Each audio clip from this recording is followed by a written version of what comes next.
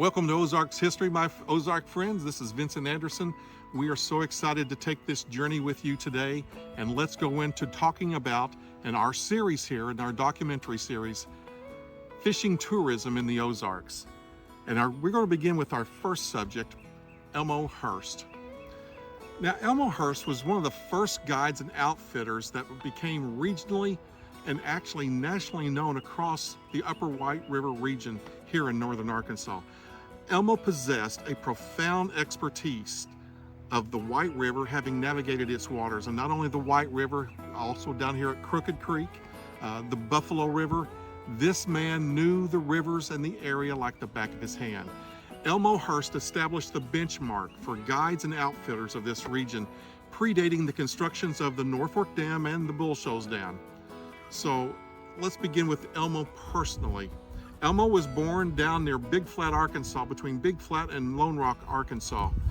And his family relocated up here, north of Cotter, a couple miles, right here on the White River, on this area and this location right here. After graduating from Cotter High School, Elmo went to Jonesboro, Arkansas, and attended Jonesboro State A&M. And there at A&M, which today is known as Jonesboro ASU, Elmo graduated with a degree in Animal Husbandry and Agriculture. Now, after returning home here, Elmo began working with his father on the farm right here. Also, another 24/7 job was ferrying people across the White River from Baxter County side over across to the Marion County side. It was a long, arduous job, but you had to be on call 24/7. That job kept Elmo busy.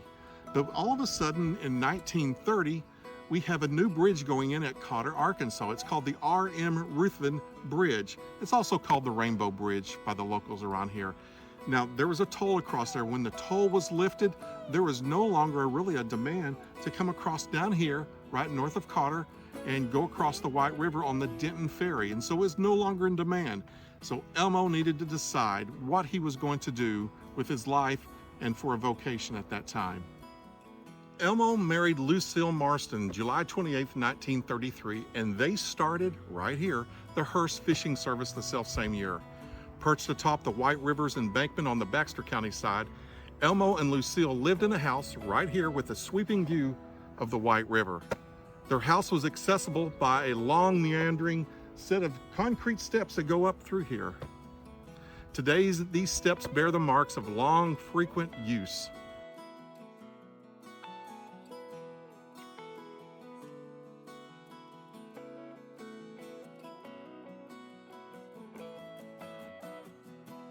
Despite its elevation and the location here on this little knoll, their home experienced multiple floods.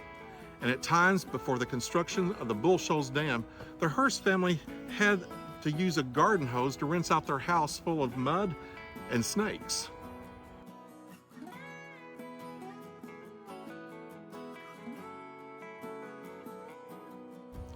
Elmo's fame and star continued to climb for all of his hard work throughout the 1940s.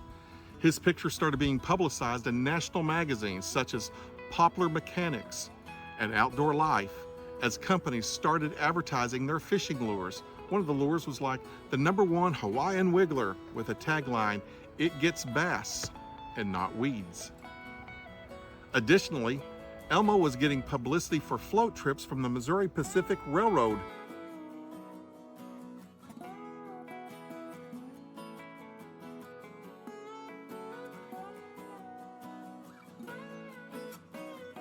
Later on, Hurst Fishing Service was getting recognition also for the advertising in Ozark Playground Association, a regional publication throughout all the Ozarks.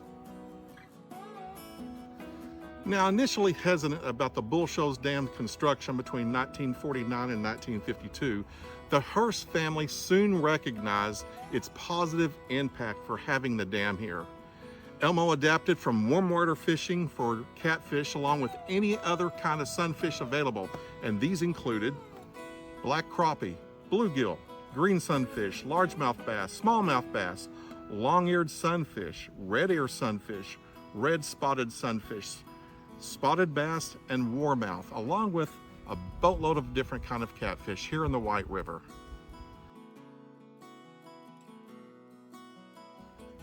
Elmo had to adapt to cold water fishing on the White River when the bull shoals dam came in. Its chilly waters hosted German brown and rainbow trout, and the rainbow trout back then was actually called jack salmon.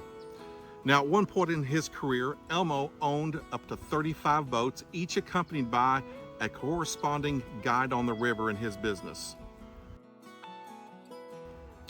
Hurst Fishing Service ran boats on the White River, the Buffalo River, and Crooked Creek at one time. Hurst also provided freshly cooked meals with a variety of options, including steaks, chicken, fish, pork chops, anything you would ever want in the meat selection, accompanied by a large array of vegetables. Now, before the group's arrival for a fishing experience on the river, a dedicated cook was chosen, and a commissary boat would go out before them and set up a lunch at a lunch site on some island or on the edge of the river.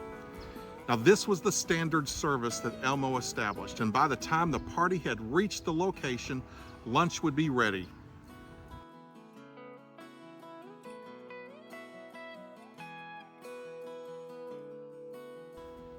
Now, after lunch, the commissary boat would load up and continue to a designated overnight spot where they would arrange tents and prepare dinner for that night. Now, for a 3-day camping experience, ample ice would be brought in along, but for a 4-day expedition, additional ice would be delivered by an outfitter representative somewhere along the river. Most participants brought their fishing gear, and those who could not arrange it, they could rent the equipment straight from Elmo Hurst. Now, according to Forrest Wood, Elmo set the high standards and had integrity and ran his business so well, he was recognized throughout the Ozarks.